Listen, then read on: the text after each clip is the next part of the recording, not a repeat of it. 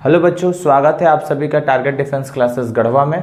और आज मैं अंकुर कुमार दुबे आप सभी के सामने क्वाड्रेटिक इक्वेशन के कुछ इंपॉर्टेंट क्वेश्चंस लेकर के आया हूं। और ये क्वेश्चंस उन बच्चों के लिए इंपॉर्टेंट है जो बच्चे बेसिक मैथमेटिक्स लेते हैं और 10th क्लास में उनके बेसिक मैथमेटिक्स के पेपर आते हैं। उन बच्चों के लिए ये क्लास कुछ ज़्यादा इंपॉर्टेंट है, ऐसे इंपॉर्टेंट तो सबके लिए है जो बच्चे 12th 10th बोर्ड देने वाले हैं। ठीक है, तो चलिए स्टार्ट करते हैं क्वाड्रेटिक इक्वेशन का क्वेश्चन नंबर 1 जो पहले से मैंने लिखा है इस पर। तो इस क्वेश्चन में क्या है कि पहले हमें क्वाड्रेटिक इक्वेशन फॉर्म करना है, फिर तब सॉल्यूशन फाइंड करना है। ठीक है, तो सबसे पहले देखो क्वेश्चन पढ़ते हैं कि है कि a train travels a distance of 480 kilometre at a uniform speed. मैंने हमेशा आप लोगों को क्लास में बताया है कि डिस्टेंस फिक्स्ड होता है, डिस्टेंस हमेशा फिक्स्ड होता है। तो जब डिस्टेंस फिक्स है तो हमें यहाँ दे दिया है कि भाई डिस्टेंस 480 किलोमीटर है। अब इसी में आपको आगे डिस्कस करना है। तो आगे डिस्कस करने में बात उसने क्या की कि एक ट्रेन 480 किलोमीटर यूनिफॉर्म स्पीड से चलती है, मैंने उसकी जो रफ्तार है वो क्या है, फिक्स है, यूनिफॉर्म है। कैसी है, यूनिफॉर्म है। तो मान लें कि लेट द यूनिफॉर्म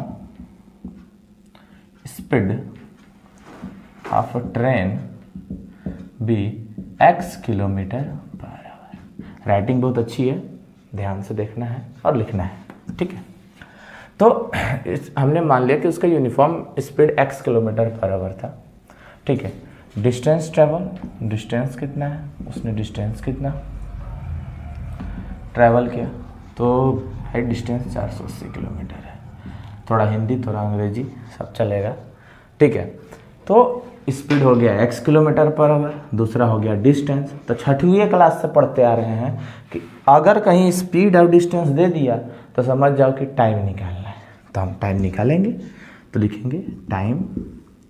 अब 2 गो टाइम होगा तो इसीलिए एगो t1, क्या t1। अब कैसे पता चला कि 2 गो टाइम होगा, तो पहले से पढ़े हैं कि नहीं पढ़े हैं स्कूल में, हाँ पढ़े हैं। तो फिर तो टाइम t1 बराबर क्या हो जाएगा, तो टाइम t1 निकालना है हमें। तो डिस्टेंस, टाइम बराबर क्या होता है, डिस्टेंस बटा स्पीड। तो डिस्टेंस कितना है तो डिस्टेंस है 480 किलोमीटर और स्पीड कितना है x किलोमीटर पर आवर। तो इतना आवर हमारा क्या हो गया, पहला टाइम हो गया। अब बोलता है नाउ, नाउ का बोला, हाँ तो बोलता है then it would have taken 3 hour more. अब वो 3 घंटा ज़्यादा ले रहा है, तो कुछ नहीं ले रहा है। झारखंड और गढ़वा और समझो भारत की जो ट्रेनें हैं वो 10-10 घंटा बेसी लेती हैं, ये तो 3 घंटा बेसी लिया। और 3 घंटा बेसी भी कब लिया, जब उसका स्पीड 8 किलोमीटर पर आवर कम हो गया। तो now new speed of train, train का नया स्पीड क्या है, तो जो नया स्पीड है वो पहले से कम हो गया। कितना कम हुआ, 8 किलोमीटर पर आवर कम हो गया। डिस्टेंस तो फिक्स है, तो नाउ टाइम t2, दूसरा टाइम t2 निकाल लेंगे। t2 भी वही डिस्टेंस बाई स्पीड, तो इस बार d बाई एस लिखते हैं। ठीक है, अब बढ़का एस लिखे हैं, d बाई एस। तो ये कितना हो गया 480 अपॉन x माइनस 8। अब बोलता है कि जब स्पीड को कम किए तो हम पहले समझ गए कि स्पीड अगर कम होगा तो टाइम ज़्यादा लगेगा। हमने ये टाइम ज़्यादा है और ये टाइम कम है, तो अब इधर लिखने के बजाय इधर लिखा जाता है कि अब हो गया according to question. According to question में क्या बोला कि ये जो टाइम है ना, कब, जब स्पीड क्या हो गया था, कम, ये टाइम ज़्यादा है किससे, पहले वाला टाइम से। अब कितना ज़्यादा है, तो 3 घंटा ज़्यादा है। मान लिए कि भाई चलो ठीक है, आप जो बोल रहे हैं सही बोल रहे होंगे, गलत काहे बोलेंगे। ठीक है, तो ये हो गया। अब हम यहाँ से अपने क्वाड्रेटिक इक्वेशन को फॉर्म करेंगे, क्योंकि क्वाड्रेटिक इक्वेशन फॉर्म करना जरूरी है। जब तक क्वाड्रेटिक इक्वेशन नहीं बनाएंगे तब तक सॉल्यूशन बनेगा नहीं। तो चलिए क्वाड्रेटिक इक्वेशन, सबसे पहले 480 कॉमन ले लेते हैं। तो यहाँ बचा 1/x माइनस 8 माइनस यहाँ बचा 1/x बराबर 3। तो अब नेक्स्ट टाइम में 1/x माइनस 8 माइनस 1/x बराबर 3/480। ठीक है, क्रॉस मल्टीप्लाई में ये यहाँ चला गया। ठीक है, 3 × 3 160। ठीक है, यहाँ पे ले लेते हैं एलसीएम। जब एलसीएम लिए तो यहाँ आ गया x, यहाँ माइनस और ये x में से। ये देखो, ये बहुत बच्चे गलती करते हैं, ये जो गलतियां हैं ये बहुत ज़्यादा हैं बच्चों की, कि होता क्या है कि ये एलसीएम तो ले लिए, x माइनस 8 कट गया, x बच गया 1 में x मल्टीप्लाई किए तो ठीक है। खासकर तुम लोग का बहुत गलत होता है, इस चीज़ पे ध्यान दो कि x माइनस से x माइनस कट गया तो बच्चा x में 1 से मल्टीप्लाई किए x आ गया, ठीक है। फिर लगा दिए माइनस का साइन, ठीक। अब जब x से x डिविजिबल हो गया तो बचा x माइनस 8, तो जब x माइनस 8 लिखेंगे तो साइन क्या है माइनस, और किसी से डरो चाहे ना डरो मैथ में, माइनस साइन आ गया तो एक बार दोबारा रीचेक जरूर करो। माइनस लगा तो यहाँ ब्रैकेट लगाना मस्ट है, ठीक है। और उसके बाद हम सॉल्व करेंगे नेक्स्ट स्टेप में, x minus x plus 8 upon, इधर करोगे मल्टीप्लाई इसको तो एक्स स्क्वायर माइनस 8x बराबर 1/160 कट गया। ना क्रॉस मल्टीप्लाई, जब क्रॉस मल्टीप्लाई करेंगे हम तो x square minus 8x is equal to आ जाएगा हमारा 1280, ठीक है। 16 का पहाड़ा आता है तो 16 8 है 128, अभी को 0 लगा दिए, ठीक है। अब इसको ले आए इधर तो आया x square minus 8x minus 1280 बराबर 0, ये आ गया। अब हम फिर अगेन हम क्या करेंगे, सॉल्व करेंगे, ठीक है। तो अब इसका हम क्या निकालेंगे सॉल्यूशन, तो x square minus 8x minus 1280 बराबर 0। अब देखो, अब बहुत सारे तरीके हैं डी निकाल के मिडिल टर्म स्प्लिट करके, तो मिडिल टर्म स्प्लिट जल्दी हो जाता है तो हम हमेशा मिडिल टर्म करेंगे। तो कैसे करते हैं, तो हम फर्स्ट टर्म और लास्ट टर्म को क्या करते हैं मल्टीप्लाई, तो किए तो माइनस 1280 एक्स स्क्वायर आ गया। इस ऐसा तोड़ना है ना कि जोड़ने घटाने पे माइनस 8x आए, तो दिमाग लगाएंगे, ज़्यादा समय नहीं है, कम ही दिमाग लगाना है। तो कम ही दिमाग में चला गया कि अच्छा 40 और 32 4 टू जाए, हाँ आ गया। तो अब ये ले लिए, ठीक है। अब इसमें ये बड़ा है छोटा है, हमें माइनस में चाहिए तो इसको बड़ा ले लो, इसको प्लस, यहाँ भी x यहाँ भी x आ गया। 40 में से 32 घटता है तो 8 बच जाता है, ठीक है। तो चलो देखो, x square minus 40x plus 32 minus 1280 बराबर 0। तो अब हम यहाँ से x कॉमन निकालेंगे तो x माइनस 40 प्लस 32 कॉमन निकाले तो x minus 40, x minus 40 common निकाले तो यहाँ बचा x प्लस 32 बराबर 0। अब x माइनस 40 बराबर 0 और x प्लस 32 बराबर 0, तो x बराबर आ गया 40 और x बराबर आ गया 32। अब यहाँ लिखेंगे 9 द स्पीड। अब देखो एक पॉजिटिव आ गया और एक नेगेटिव आ गया, तो हम माइनस नहीं लेंगे क्योंकि स्पीड कभी भी नेगेटिव नहीं होती है, तो हम पॉजिटिव वाला वैल्यू लेंगे। तो 9 द स्पीड ऑफ ट्रेन भी 40 किलोमीटर पर आवर। ये हमारा सवाल हो गया कंप्लीट। एग्जाम में ऐसे क्वेश्चंस आएंगे तो हम अच्छे से पहले क्वेश्चन को रीड करेंगे, फिर उसके पॉइंट्स लिखेंगे क्या क्या थे, उसके बाद हम अपना इक्वेशन निकालेंगे। और इक्वेशन में ये जो रिलेशन समझना है ये सबसे इंपॉर्टेंट है कि कौन बड़ा कौन छोटा, ठीक है। तो ये कर लेना है। मैं थोड़ा सा हट जाता हूँ, आप लोग स्क्रीनशॉट ले लो और उसके बाद फिर हम चलते हैं नेक्स्ट क्वेश्चन की ओर।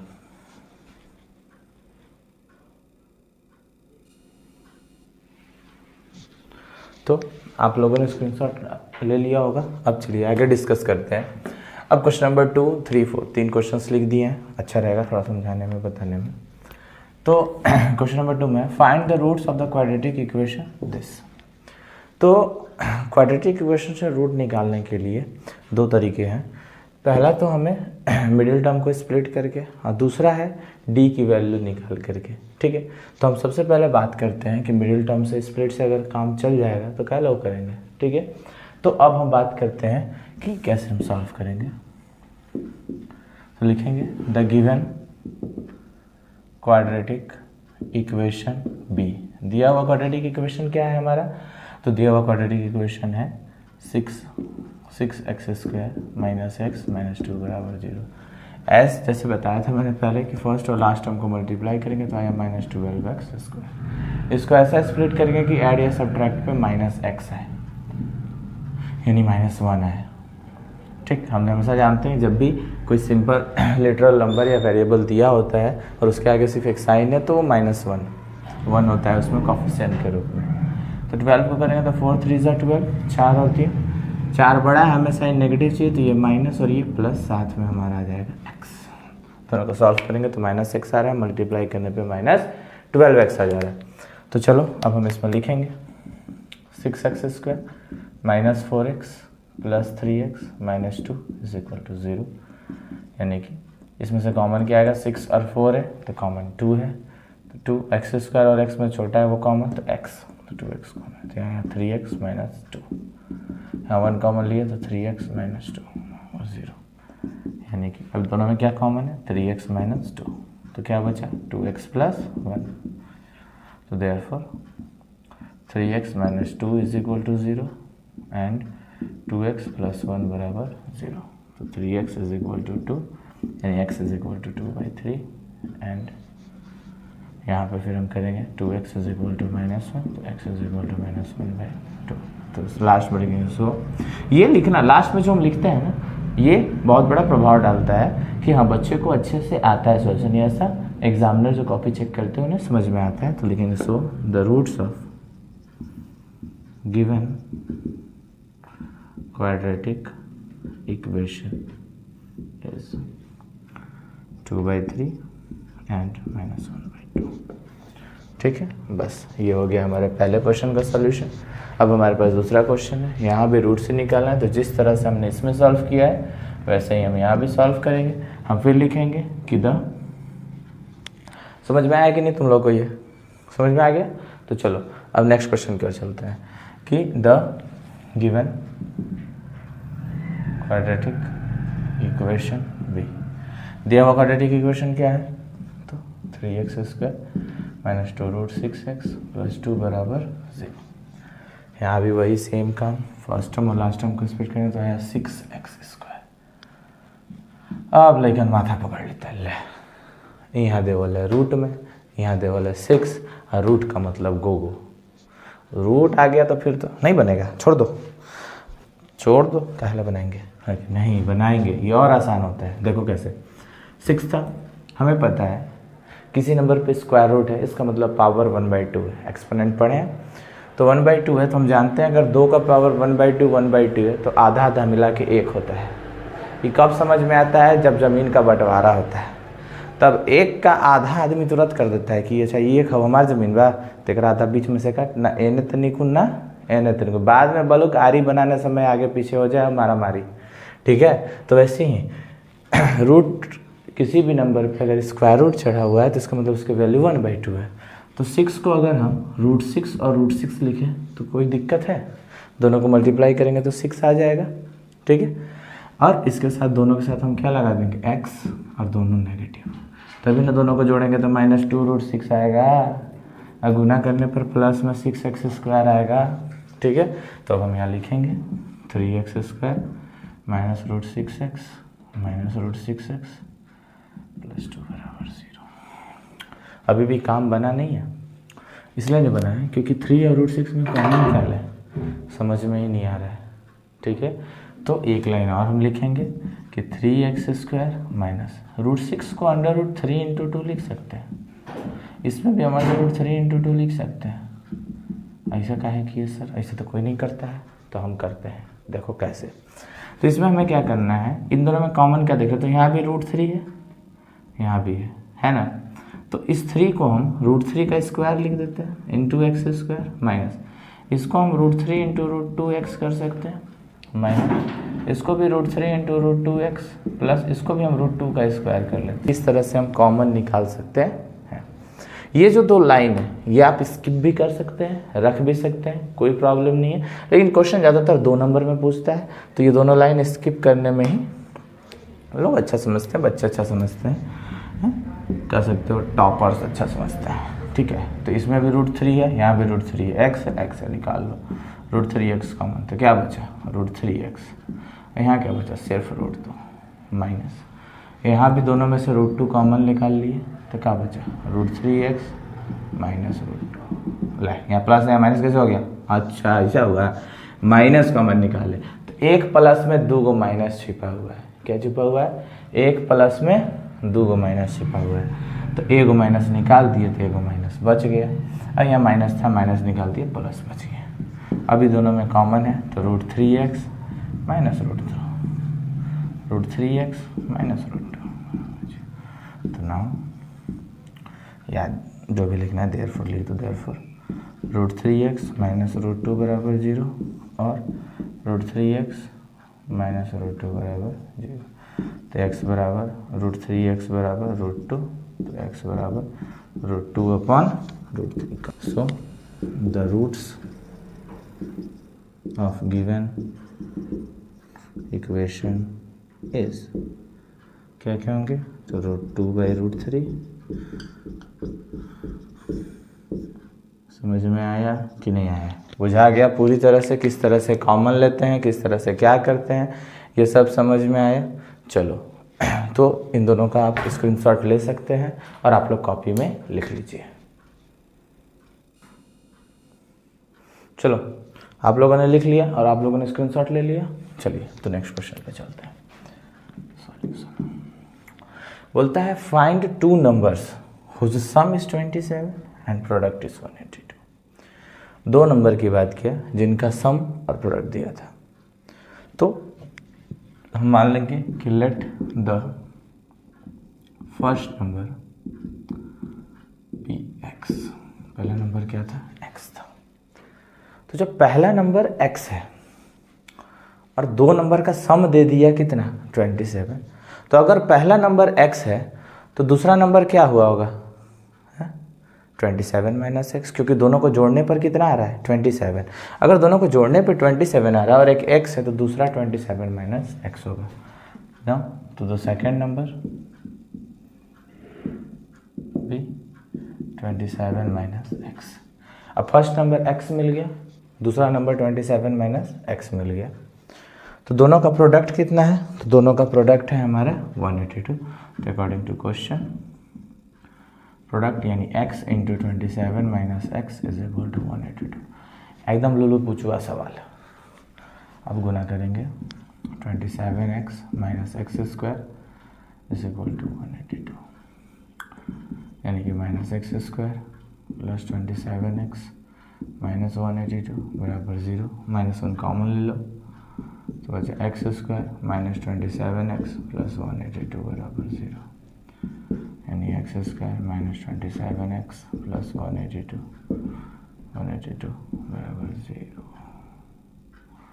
अब 182 को हमें क्या करना है, फैक्टर निकालना है 182 का, कि 182 को ऐसा स्प्लिट करो कि जोड़ने घटाने पे कितना है, तो वही सेम काम 182x स्क्वायर 182 को। तो हम प्राइम फैक्टराइजेशन कर सकते हैं, प्राइम फैक्टराइजेशन करते हैं। चलो देखो तो रफ में करते हैं prime factorisation.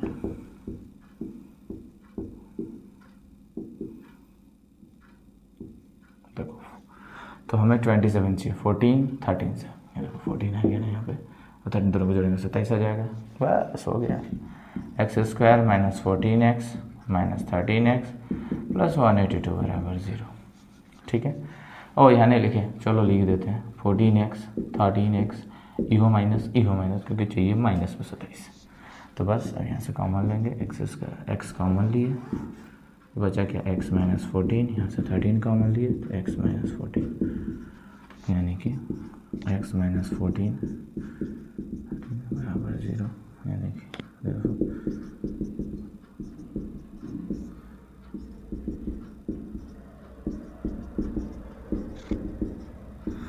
so the two numbers are 14 and 13। तो ये हमारा सॉल्यूशन था। आप लोग इसको लिख लीजिए सारा का सारा और आप लोग स्क्रीनशॉट ले लीजिए। तो आप लोगों ने लिख लिया होगा और चलिए आगे बात करते हैं। मूंछ टाइट रहना चाहिए।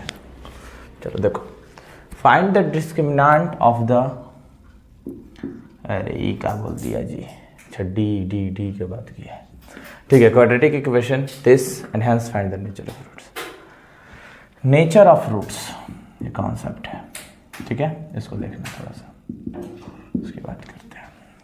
ठीक है, रूट्स हमें पता है वह वैल्यूज जो किसी भी इक्वेशन को सेटिस्फाई करती है, यानी उस इक्वेशन की वैल्यू अगर 0 हो जाती है तो वो उसके रूट्स होते हैं। ठीक है, तो मान लो कि क्वाड्रेटिक इक्वेशन था ax square plus bx plus c बराबर 0। ठीक है, तो हम क्या निकालते हैं, डिस्क्रिमिनेंट निकालते हैं। डी क्या होता है, B square minus 4ac। B x का कॉफिशिएंट, एक्स स्क्वायर ए का कॉफिशिएंट और सी कांस्टेंट। एक्स स्क्वायर का कॉफिशिएंट ए और सी कांस्टेंट, ठीक है। तो पहला केस क्या होता है कि अगर डी की वैल्यू यानी कि बी स्क्वायर माइनस 4ac की वैल्यू 0 से बड़ी हो जाती है, क्या हो जाती है, 0 से बड़ी हो जाती है, ठीक है। ध्यान देना कि डी की वैल्यू यानी कि बी स्क्वायर माइनस 4ac अगर 0 से बड़ा हो गया तो रियल रूट्स एग्जिस्ट, यानी रूट्स एग्जिस्ट। रूट्स क्या करते हैं, एग्जिस्ट करते हैं। और रूट्स कैसे होते हैं, real and unequal, real and unequal. मतलब रूट एग्जिस्ट कर रहे हैं और रूट कैसे हैं, रियल और अनइक्वल है। दूसरा जब हम करते हैं, अगर डी की वैल्यू 0 के बराबर हो गया, यानी बी स्क्वायर माइनस 4ac किसके बराबर हो गया, 0 के बराबर, तब भी रूट्स एग्जिस्ट, तब भी रूट एग्जिस्ट करेंगे। और क्या होगा, रियल एंड इक्वल रूट्स। कैसे रूट्स मिलेंगे, रियल और इक्वल। यहाँ अनइक्वल, जब 0 से बड़ा होगा और 0 के बराबर होगा तो रियल और इक्वल। और फिर आता है तीसरा, डी यानी बी स्क्वायर माइनस 4ac की वैल्यू 0 से छोटी हो जाए तो no any real root exist, कोई भी रियल रूट एग्जिस्ट नहीं करेगा। इसके रूट्स इमेजिनरी होंगे और जब रूट्स इमेजिनरी होंगे तो इसका मतलब है कि ये कब पढ़ना है, कॉम्प्लेक्स नंबर में पढ़ना है, आयोटा के बारे में, तो वो क्लास 11th का चीज़ है। तो इस चीज़ को आप स्क्रीनशॉट ले लीजिए, आप लोग उतार लीजिए, ठीक है। हाँ चलिए, हो गया, ठीक है। इसको इरेज कर देते हैं और उसके बाद हम आगे डिस्कस करते हैं।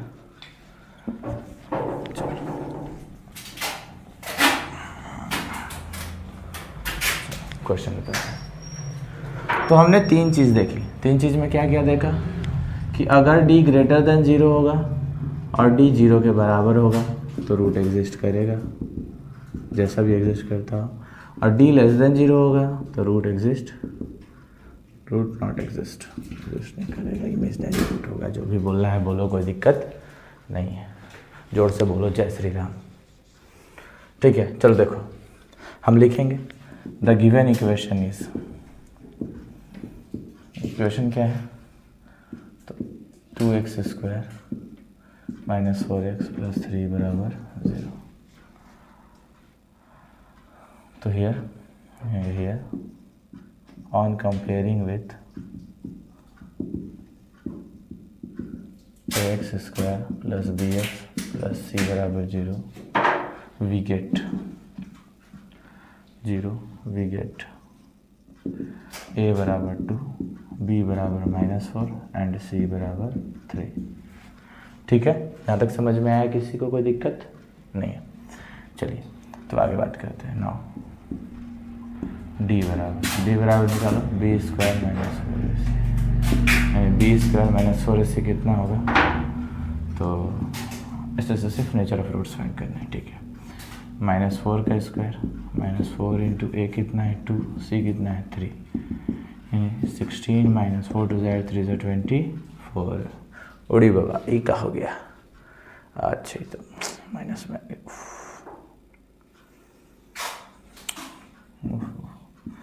डी का वैल्यू कितना हो गया, -8, which is less than 0। D का वैल्यू क्या हो गया, 0 से छोटा हो गया। Value of D is less than 0। तो since the value of discriminant is less than 0, so the roots of the given equation, quadratic equation, does not exist। और यहीं पे हमारा सॉल्यूशन हो गया, ठीक है। किसी को कोई दिक्कत, कोई लेखा बगारी को नहीं ना। चलो अगले क्वेश्चन पे चलते हैं। अगले क्वेश्चन में हाँ बता लेते हैं, उसके बाद आप लोग उतार लीजिएगा, ठीक है। और आप लोग स्क्रीनशॉट ले लीजिएगा, हाँ याद है। चलो, find the nature of the roots of the following equation, if real root exist find them. अगर रियल रूट होगा तो फाइंड करना है। तो सबसे पहले सॉल्यूशन वही करेंगे, द गिवन इक्वेशन बी, दिया हुआ का इक्वेशन क्या है 2x² - 3x + 5 बराबर 0। हियर a बराबर 2, b बराबर -3 एंड c बराबर 5।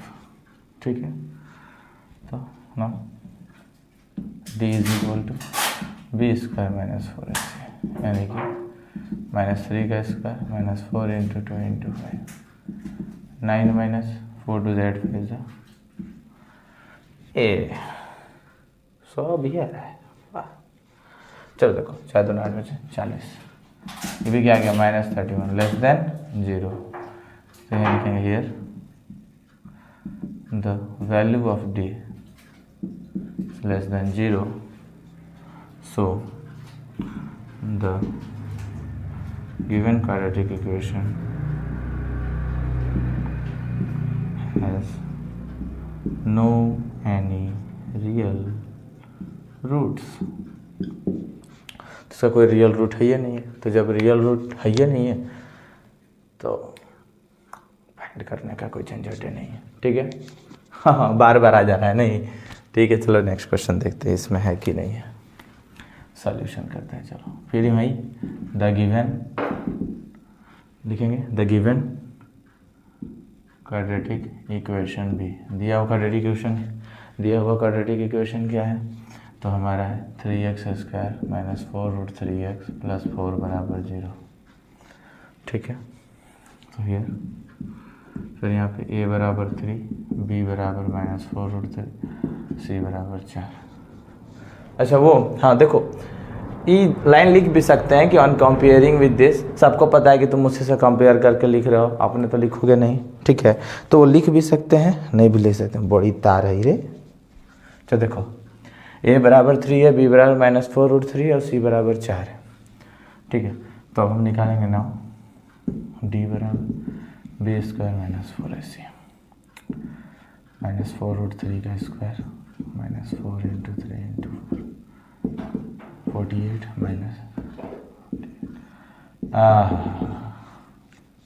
therefore d बराबर 0। अभी थोड़ा सा सुकून मिला कि चलो 2 बार से तो रूटे पॉसिबल नहीं हो रहा था, यहाँ पॉसिबल हुआ। लिखेंगे here the roots of the quadratic equation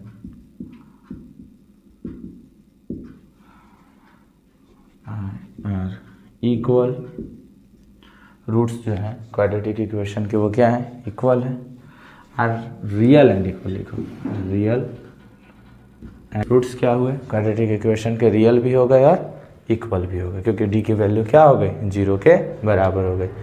तो इक्वल रूट्स निकालने के लिए इसमें मैंने बताया था कि रूट्स d > 0, d बराबर 0 हो तो रूट तो एग्जिस्ट करता है, और रूट की वैल्यू क्या होती है। अच्छा ये उस समय नहीं लिखे थे क्या, अच्छा नहीं लिखे थे, कोई बात नहीं, फिर से लिख देंगे। ठीक है, तो यहाँ तक ठीक है, तो यहाँ तक हम लिख लिए हैं, इधर लिख देते हैं उसको कि क्या होता है। ठीक है, तो अगर देखो d की वैल्यू तो हम लोग डायरेक्ट फार्मूला लेते हैं। ठीक है, देयरफॉर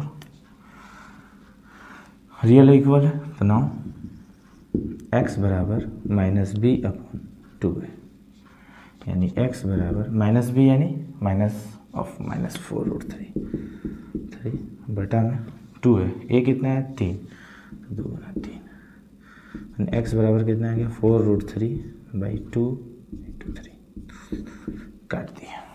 ठीक है, यानी क्या आ गया 2√3/3। तो इसलिए लिखेंगे देयरफॉर द रूट्स आर, क्या होगा 2√3/3। ठीक है, तो ये हमारा हो गया सॉल्यूशन। आप लोग इसे नोट डाउन कर लीजिए, आप लोग स्क्रीनशॉट ले लीजिए। फिर एक क्वेश्चन और बचा है, उसे हम लोग कर लेते हैं, उसके बाद हमारा चैप्टर हो जाएगा ख़त्म। चलो, तो थर्ड क्वेश्चन इसका देख लेते हैं, ये था फिर वही द गिवन क्वाड्रेटिक इक्वेशन भी क्या होगा जगह ज़्यादा है, इधर लिखते हैं 2x² - 6x + 3 = 0। Here a = 2, b = -6 and c = 3।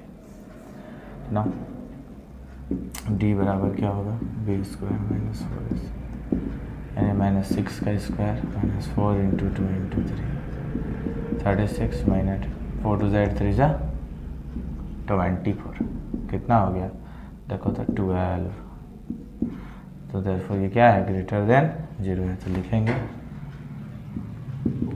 लिखेंगे here the value of d greater than 0, so the roots are real and unequal. तो रूट्स क्या हो गए, रियल भी हो गए और अनइक्वल भी हो गए। ठीक है, डी की वैल्यू 0 हो गई। तो हम बताए थे कि देयरफॉर x बराबर क्या होगा, -b ± √d/2a। ये हुई ना बात, सब तरह के आ गए। x बराबर -b यानी -6 ± √d। कितना है 12 बटा में 2a यानी 2 × 2। x = 6 ± 12 4 3 = 12 2 √3 upon 2 2 = 4। लिखेंगे देयरफॉर क्या आएगा, x बराबर, अभी तो में कॉमन क्या है 2 कॉमन है तो 2 कॉमन ले लो, तो 3 ± √3 बटा में 4, 2 से 2 बार में काट दो। x बराबर आ गया 3 ± √3 बटा 2। अब हम क्या करेंगे कि इसे 2 अलग अलग भागों में बांट देंगे।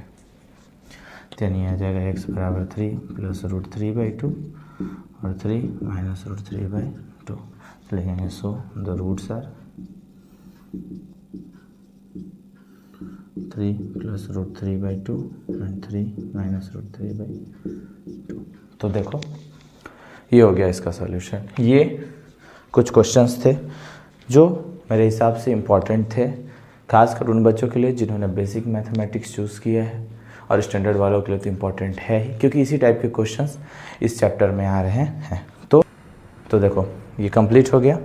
तो ऐसे ही इम्पॉर्टेंट क्वेश्चंस के लिए आप लोग हमारे साथ जुड़े रहिए, और जिन्हें भी कोई भी डाउट है वो कमेंट सेक्शन में अपना मैसेज कर सकते हैं, हम उनका ज़रूर रिप्लाई देंगे। और हो सके अगर ज़्यादा डाउट्स होंगे तो हम उन चैप्टर्स पे फिर से क्वेश्चंस लेकर के आएंगे।